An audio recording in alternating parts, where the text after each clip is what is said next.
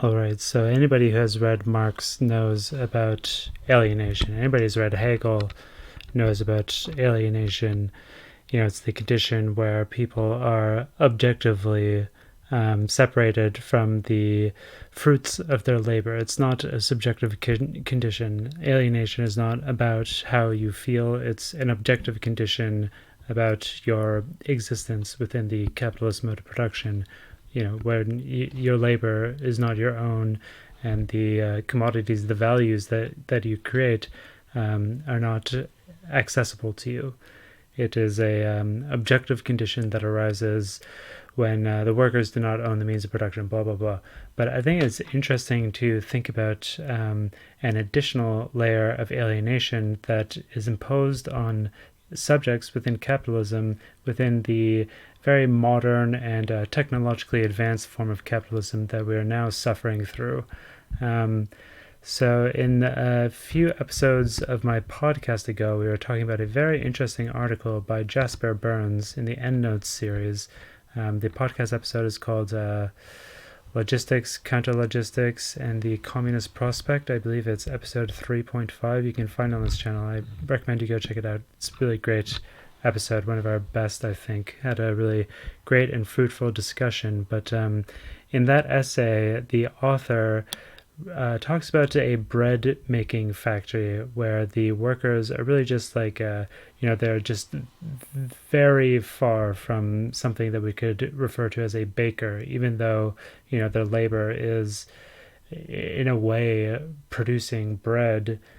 They're just so alienated from that they cannot be called labor or bakers. So basically they stand at like a computer terminal, and they have like different icons for the different types of bread that these machines are able to produce, and then the icons change in color to indicate what stage in the baking process they're at. And it's really the workers have no knowledge of how to actually do something that is practical. They have no understanding of how bread works, how baking works, and they have no identification with their trade, for better or for worse. It's true that, maybe they don't necessarily want to identify with their job. A lot of people don't. I mean, that's another condition of living under capitalism, is that you are forced to do things that you don't identify with.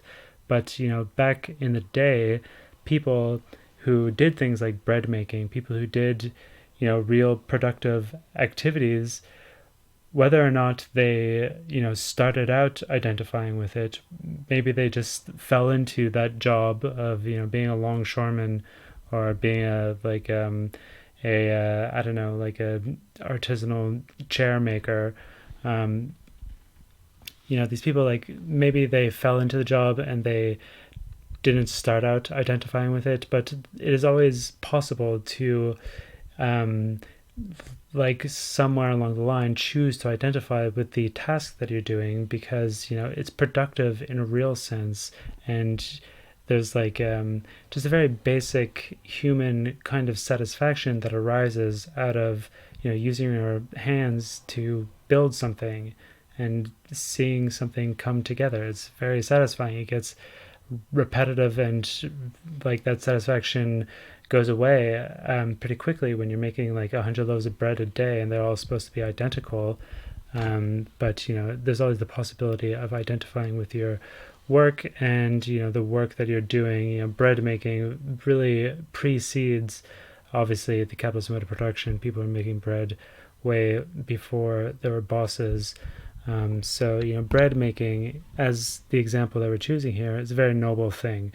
But in the contemporary era, people have no in these like bread factories, there's no identification. There's no like accidental learning of useful skills.